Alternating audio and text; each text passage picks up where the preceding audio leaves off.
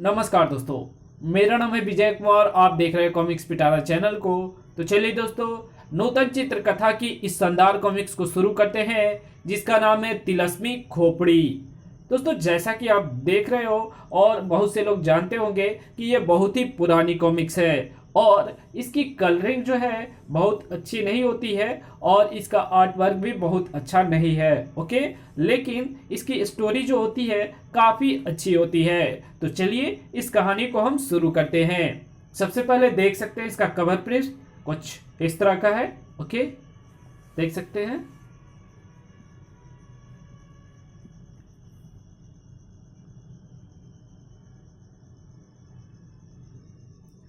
राजा विशोधर की राजधानी द्राविड़ देश में थी। वो बड़ा ही पराक्रमी, धर्मवीर तथा विद्वान चक्रवर्ती राजा था। वो बड़े प्रेम पूर्वक अपनी प्रजा का पालन पोषण करता था।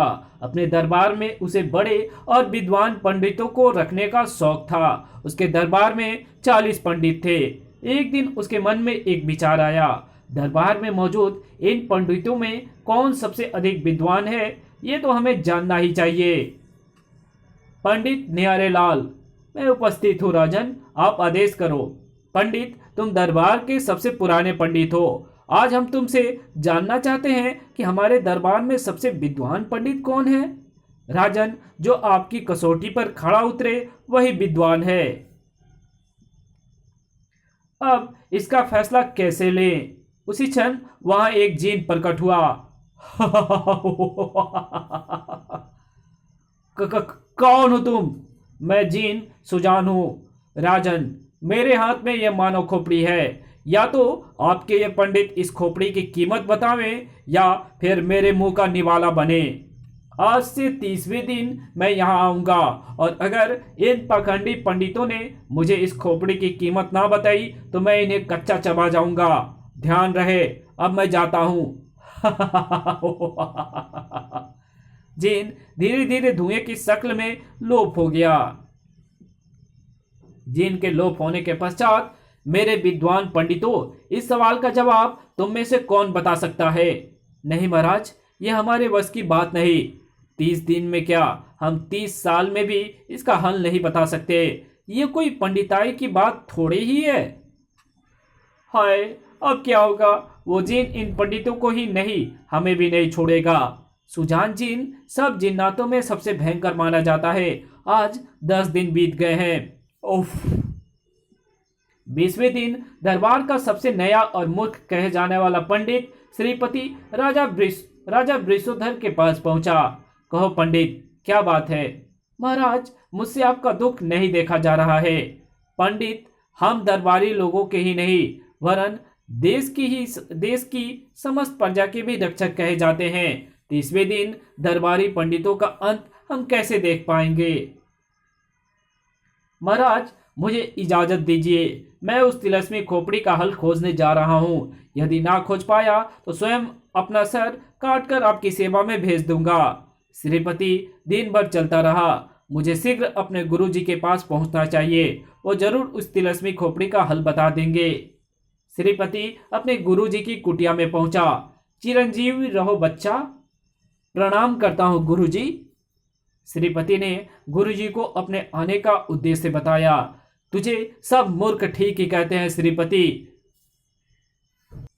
उस खोपड़ी का हल ढूंढना है तो जंगलों में जाकर ढूंढ। यहाँ क्या करने आया है। खोपड़ी का हल जंगलों में ढूंढ, क्या मतलब हुआ इसका। गुरुजी से विदा लेकर वो जंगल की ओर बढ़ गया। घना और भयंकर जंगल था। अंधेरी रात घिर आई थी। इस वातावरण में मुझे इस पेड़ की शरण लेनी चाहिए। श्रीपति उस पेड़ पर चढ़कर बैठ गया। हाँ, यहाँ मैं आराम से रात बिता सकता हूँ। अब मुझे किसी जंगली जानवर का कोई खतरा नहीं। अचानक श्रीपति बड़े जोर से चौंक पड़ा। अरे, ये तो वही जिन राक्षस है जो महाराज के दरबार में आया था। किंतु इसके साथ वो औरत कौन है। जरूर जीनी होगी। पत्तों की आड़ में छुपे श्रीपति भय से कांप उठा। अब क्या होगा। ये दोनों तो मुझे कच्चा ही चबा डालेंगे। प्रिय जीनी, चलो कबूतरों का जोड़ा बनकर हम आज इसी घने ब्रिज पर रात बिताएं। ठीक है, जैसी तुम्हारी मर्जी। जिन और जीनी देखते ही कबूतरों का जोड़ा बन गए।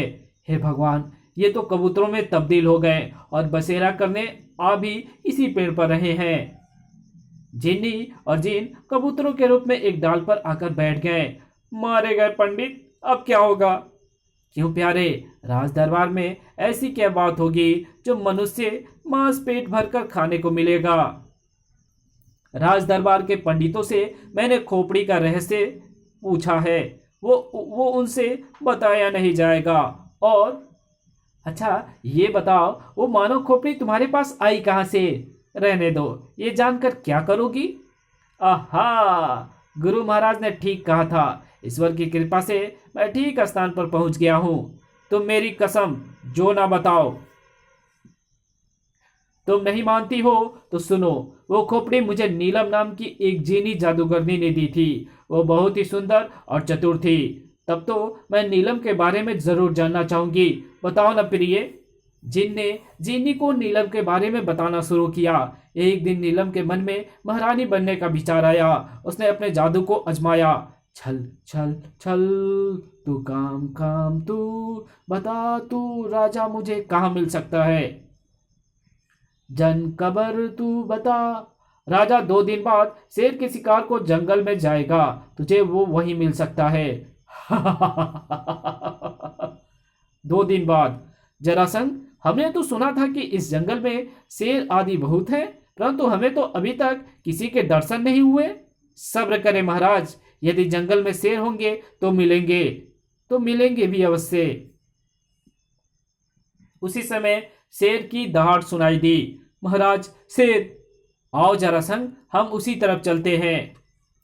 महाराज वो देखिए, शेर सामने झाड़ियों में छिपा है। शेर अब हमारे तीरों से बचेगा नहीं। और उस राजा ने अपने तीर चला दिए और तीर जाकर के शेर को लग गई। आओ जरासंध, अपने शिकार को तलाश करते हैं। दोनों झाड़ियों के समीप पहुंचे। उसी समय किसी के रोने की आवाज उन्हें सुनाई दी। ये रोने की आवाज? ये तो किसी स्त्री की रोने की आवाज है। तलाश करते करने पर उन्हें मृत शेर के समीप एक हसीन सुंदरी लड़की बैठे रोते हुए मिली। ओह, तो तुम ही लोगों ने मेरे शेर को मारा है। ये मेरा मित्र था, अब इस संसार में मेरा कोई नहीं। तुम कौन हो सुंदरी, और इस तरह क्यों रो रही हो? हमने ऐसी सुंदरी तो पहले कहीं नहीं देखी, इसका कोई है भी नहीं। क्यों ना हम इसे अपनी रानी बना लें? ए लड़की, तुम्हारा नाम क्या है? नीलम। हमें बहुत अफसोस है। यदि हम पहले से जानते होते तो इस शेर का शिकार कभी ना करते। जो होना था वो हो चुका, परंतु आप कौन हैं? जरासंध ने परिचय दिया। आप महाराज युगांक हैं और मैं इनका एक तुच्छ सेवक हूँ। मुझसे भूल हुई, मैं आपसे क्षमा मांगती हूँ महाराज। क्षमा तो हमें मांगनी चाहिए सुंदरी। आप शर्मिंदा ना करें महाराज, मुझे अपनी गलती पर खेद है।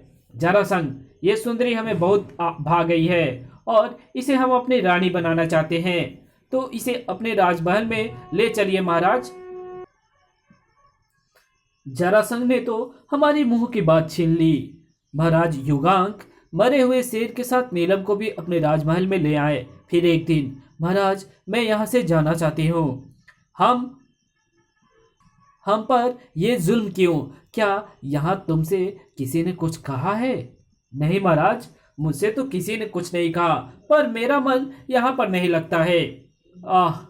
शायद हमने ही गलत समझ लिया था। आपका ये कहने का क्या तात्पर्य है महाराज? हम तुम्हें अपनी महारानी बनाना चाहते थे नीलम। महाराज क्या कहते हैं, मैं तो आपके कदमों की खाक भी नहीं हूं। ऐसा मत कहो, तुम तो हमारे दिल की रानी हो। नीलम मन ही मन हंस पड़ी। आहा, मेरा तीर निशाने पर बैठा, पर अभी एक चाल तो मुझे और भी चलनी है। महाराज, आपकी 6 रानियां तो पहले से ही है। विश्वास करो, उनका नंबर तुम्हारे बाद ही आएगा। जिन्नी जादूगर ने नीलम की मनोकामना पूरी हुई। युगांक और नीलम की शादी का दिन आ गया। उधर महाराज युगांग की 6 रानियों में सन्नाटा छाया हुआ था। पर वह न जाने क्यों मेरा मन घबरा रहा है। मेरी भी हालत कुछ ऐसी ही है। मुझे तो लगता है कि कुछ अनर्थ होकर रहेगा। विवाह के पश्चात महाराज, क्या आपके यहाँ हर नई दुल्हन का स्वागत इसी प्रकार होता है? तुम कहना क्या चाहती हो महारानी? विवाहोपरांत क्या आपकी 6 रानियों को हमारा स्वागत नहीं करना चाहिए था? हम तुम्हारा मतलब समझ गए हैं। नीलम ने जले पर और तेल छिड़का। सच पूछिए तो मैं इसे अपना अपमान महसूस कर रही हूँ। और महाराज, मैं जंगलों में रह सकती हूँ मगर अपना अपमान नहीं सहन कर सकती हूँ। हमारी अक्ल पर क्या पत्थर पड़ गए थे? हमने इस बात को महसूस क्यों नहीं किया? या तो आप मुझे एक महारानी का पूर्ण सम्मान दें या फिर मुझे जाने दें। महाराज ने अपने 6 रानियों को बुलाया और उनमें खलबली मच गई। क्यों बहन, महाराज तो हमेशा रानी निवास में ही पधारते थे। फिर आज, हाँ, मैं भी यही सोच रही हूँ कि आज महाराज ने स्वयं ना आकर हमें अपने पास क्यों बुला भेजा। मुझे तो इस छोटी रानी के लक्षण अच्छे नहीं लगते। महाराज छोटी के वश में है। ये नासमझ जरूर कोई जुल्म ढाकर रहेगी। अब बातें भी करती रहोगी या यहाँ से चलोगी भी? कहीं महाराज नाराज हो गए तो? 6 रानियों में 5 की कोई औलाद ना हुई थी। छठी छोटी रानी के 7 साल के बाद गर्भवती हुई थी। रानियों ने महाराज के निजी कक्ष में प्रवेश किया। तुम सबसे छोटी महारानी का स्वागत ना कर हमारा भारी अपमान किया है। आज से तुम सब हमारी पटरानी का दर्जा रखोगी और छोटी महारानी के हर आदेश को मानोगी। अब तो खुश होना प्रिय जी। क्यों ना मैं कुछ ऐसा प्रयत्न करूं कि ये रानियां महल में रहने ही ना पाए। जबकि युगांग की 6 रानियों में से एक के प्रसव का महीना चल रहा था। जिन्हें जादूगरनी नीलम के गर्भ में युगांग का बच्चा पलने लगा। मेरे बच्चे से पहले ही बड़ी रानी का बच्चा वहां का उत्तराधिकारी बनेगा। मैं ऐसा कभी नहीं होने दूंगी। उसने अपने जादू का चक्कर चलाया। छल छल छल तू, काम काम काम तू, जन कबूतर तू पुरुष भेष में मेरे सामने प्रकट हो जा। सनई सनई धुआं समाप्त हुआ और जनकवर एक पुरुष वेश में प्रकट हुआ।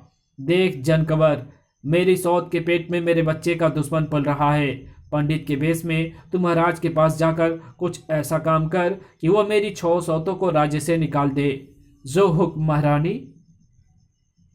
अगले दिन राज दरबार से निवृत्त होकर महाराज युगांक अपने निजी कक्ष की ओर बढ़ रहे थे कि सहसा एक साधु प्रकट हुआ।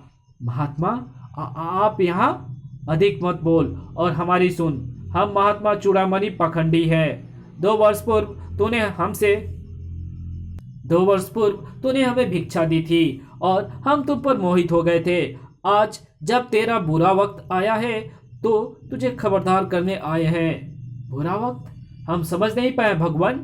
तुझे समझाने ही तो आए हैं हम। सुन सकेगा? अवश्य बाबा, आप निसंकोच कहें। ऐसी बात है तो सुन।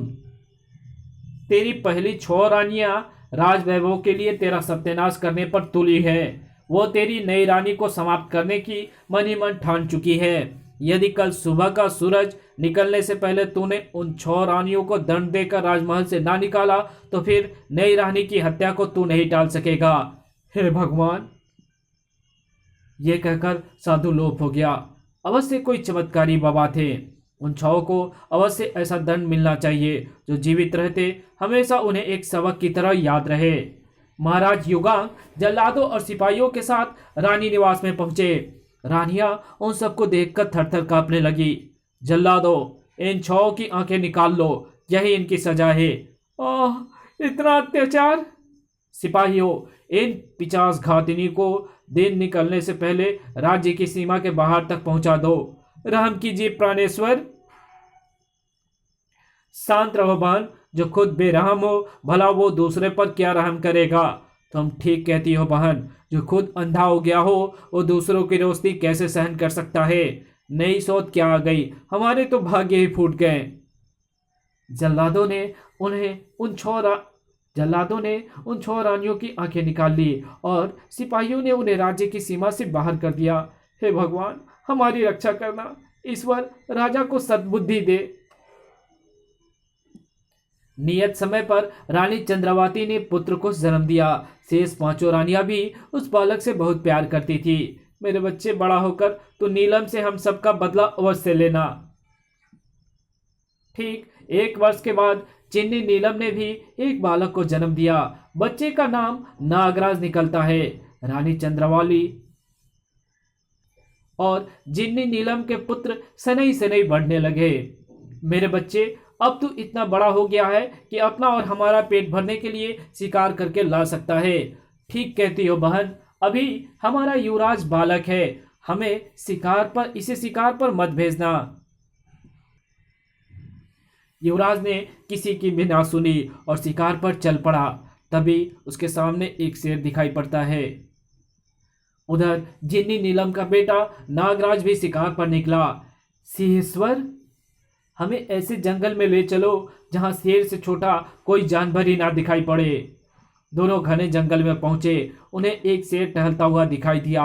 राजकुमार, देखिए वो रहा शेर, कमान को तीर चढ़ाइए।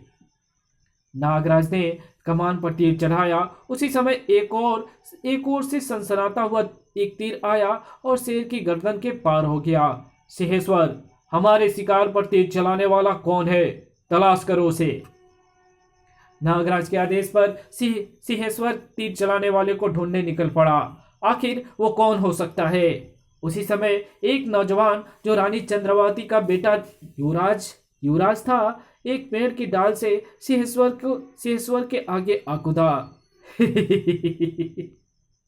ए बदतमीज, कौन है तू? बता, भको मत, तमीज से बात करो और बताओ इस जंगल में क्यों और किस लिए आए हो?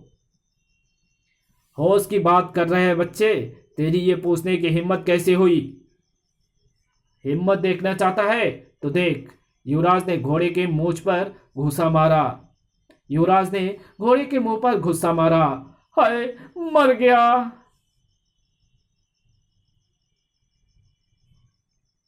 मैं महाराज के पुत्र राजकुमार नागराज का दास हूं। युवराज के शिकार को तुमने मार गिराया है। और तुम कौन हो और इस जंगल में किसकी इजाजत से आए हो? रानी चंद्रावती के पुत्र युवराज ने अपना परिचय दिया। जाओ, नागराज से जाकर कह देना कि यहाँ उसकी नहीं, मेरा राज्य है और मेरे राज्य में मेरी इजाजत के बिना कोई शिकार नहीं कर सकता। कह दूंगा बाबा।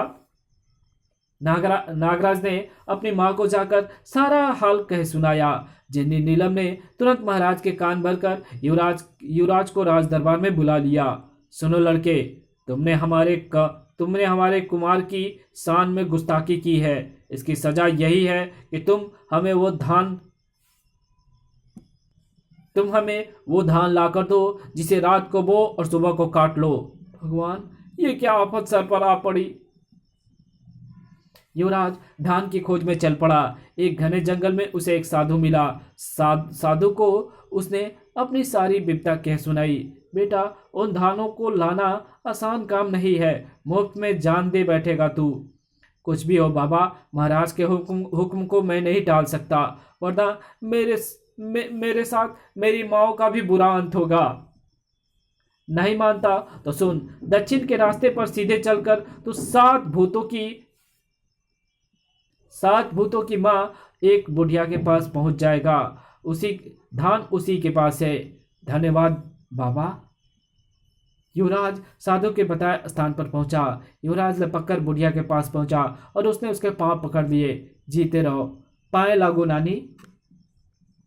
बुढ़िया के 7 बेटे भी आ गए। चालाक युवराज ने उनसे भी रिश्ता जोड़ लिया। 7 मामा जी, मेरा पांव लागन लीजिए। 7 बेटे और उनकी बूढ़ी माँ ने युवराज को खूब खिलाया पिलाया। फिर एक दिन, नानी ये क्या है? ये उड़न खटोला है। इस पर बैठकर जो इसे उड़ने को कहेगा ये उसे ले उड़ेगा और किसी के हाथ ना आएगा। और नानी, ये रस्सी और सोटा किस लिए है? बेटा, ये रस्सी जिसे कहो उसे बांध लेती है और सोटा उसकी चमड़ी उधेड़ डालता है। और नानी, ये आंखें, जिसकी आंखें ना हो ये लगा दो, उन्हें दिखने लगेगा। ये डंडा कैसा है नानी? ये जिसके सर पर फेरोगे उसकी असलियत सामने आ जाएगी। उस पोटली में क्या है नानी? उसमें करामती धान है, रात को बो और सुबह को काटो। ओह नानी, अब तो मुझे नींद आ रही है, तो सो जाओ मेरे लाडले घेवते। युवराज जे सोने का बहाना करता रहा। नानी के सोते ही वो चुपचाप उठा। उसने सारा करामती सामान उड़न खटोले में रखा और खुद भी उसमें चढ़ गया। चल उड़न खटोले, मुझे उड़ा कर ले चल मेरी माओ के पास। और फिर युवराज उस उड़न खटोले में बैठकर उड़ चला। युवराज अपने माताओं के समक्ष उड़न खटोले से उतरा। माँ, मेरी माँ, तुम्हारा युवराज आ गया, आओ हमारे लाडले। युवराज ने अपनी माताओं के आंख लगाई और वे चिल्ला पड़ी। ओह, हमें दिखाई दे रहा है, हम देख सकती हैं हमारे लाल, तुमने हमें नया जीवन दे दिया है। मैं जा रहा हूं, मुझे अब तुम्हारा हक तुम्हें वापस दिलाना है। चढ़ उड़न खटोले, मुझे राजमहल में ले चल। राज दरबार लगा है। महाराज युगांग अपने समस्त दरबारियों के साथ बैठे हैं। महाराज के ठीक सम्मुख उड़न खटोला उतरा। तुम लड़के धान ले आए? ले आया महाराज, पर दूंगा उस शर्त पर पहले महारानी नीलम और उनके पुत्र नागराज को मेरे सामने लाया जाए, ताकि आपकी आंखों के सामने से झूठ का पर्दा हट जाए। जिन्नी नीलम अपने पुत्र नागराज के साथ दरबार में आई।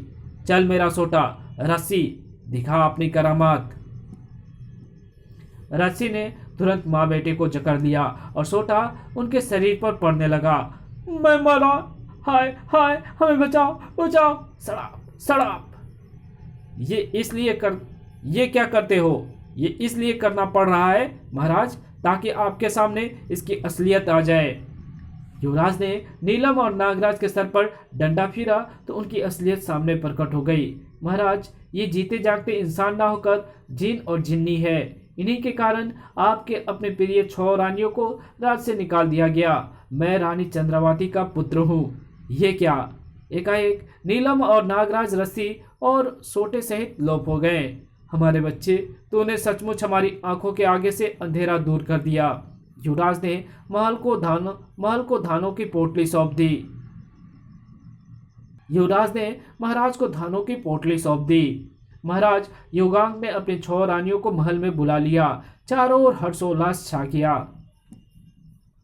कबूतर का जोड़ा बने जिन और जिनी पेड़ पर बैठे थे और पंडित श्रीपति ध्यान से उनकी बातें सुन रहा था। जानती हो मेरी प्यारी, मैं उसी नीलम जिनी का बेटा नागराज उर्फ सुजान हूँ और राजा विशोधर महाराज युगांग के ही वंशज है। हमारा बहुत पुराना वैर है उनसे। अच्छा, ये सब तो मैं समझी, पर तुमने खोपड़ी का रहस्य अभी तक नहीं बताया। एक धागा लेकर खोपड़ी के कान में डालो, अगर वो मुंह से बाहर निकल जाए तो खोपड़ी की कीमत 2 कौड़ी की भी नहीं है, क्योंकि जो व्यक्ति कान से बात सुनकर मुंह से निकाल दे वो किसी काम का नहीं, और वो धागा कान में डालने पर पेट में रुक जाए तो उस खोपड़ी की कीमत अमूल्य है। जो आदमी कान से बात सुनकर पेट में रख लेता है वो बड़े दिल का होता है। रात भर कबूतरों का जोड़ा डाल पर बैठा रहा और उजाला होने से पहले उठ चला। पंडित श्रीपति भी पेड़ से उतरकर वापस लौट चला। खोपड़ी की कीमत मुझे पता चल चुका है। अब राजा पर कोई संकट नहीं आएगा। ठीक समय पर जिन राजदरबार में प्रकट हुआ। हाँ तो राजा, तुम्हारे पंडितों ने खोपड़ी की क्या कीमत बताई? सच तो यह है कि 30 दिन में कोई पंडित खोपड़ी की कीमत को नहीं आंक सका है। ऐसा ना कहे महाराज, मैं उपस्थित हूँ, खोपड़ी की कीमत मैं बताऊंगा। तुम बताओगे? महाराज, खोपड़ी और एक धागा मुझे मंगा दे, मैं खोपड़ी की कीमत बताकर इस जिन की हंसी अभी बंद किए देता हूँ। जिन तुरंत समझ गया कि यह पंडित खोपड़ी के भेद को जानता है। राजा, अब खोपड़ी और धागे की कोई जरूरत नहीं, मुझे इतने से ही उत्तर मिल गया है। इस पंडित ने सब पंडितों की जान बचा ली, मैं जाता हूँ। जिन सनई सनई धुआं बनकर गायब हो गया। श्रीपति ने महाराज को सारा किस्सा बयान किया तो वो बहुत खुश हुए। श्रीपति, मैं तुझे आज से दरबार के सब पंडितों का गुरु घोषित करता हूँ। इतना सम्मान चिरंजीवी रहो राजा। इसी खुशी के अवसर पर महल को सजाया गया और खूब खुशियां मनाई गई। इसी के साथ ये कहानी यही खत्म होती है। मिलेंगे आपसे एक और नई कॉमिक्स में, तब तक के लिए बाय। अगर वीडियो अच्छी लगे तो इस वीडियो को लाइक कर देना और चैनल पे नए हो तो चैनल को सब्सक्राइब ज़रूर कर देना, ताकि आपको ऐसे वीडियो की लेटेस्ट अपडेट मिलती रहे। ओके, तो चलिए कुछ एडवर्टाइजिंग देख लेते हैं। ओके, आपके अनमोल जीवन में कदम कदम पर आपके सच्चे मार्गदर्शक, विभिन्न विषयों पर आधारित अनुपम कृतियाँ, जैसे कि आप देख सकते हैं उस समय नूतन कॉमिक्स में कुछ इस तरह की आती थी, मैगजीन भी आती थी। ओके, और संगीत माला की लोकप्रिय पुस्तक सीरीज, ओके, देख सकते हैं जिसमें मुकेश साहब लता है, किशोर है और बहुत सारे जो उस समय के चर्चित जो गायक थे उनकी भी कॉमिक्स आती थी। ओके, तो ये सारी कॉमिक्स अब मिलने मुश्किल है। ओके, मिलते हैं आपसे किसी और नई वीडियो में, तब तक के लिए बाय।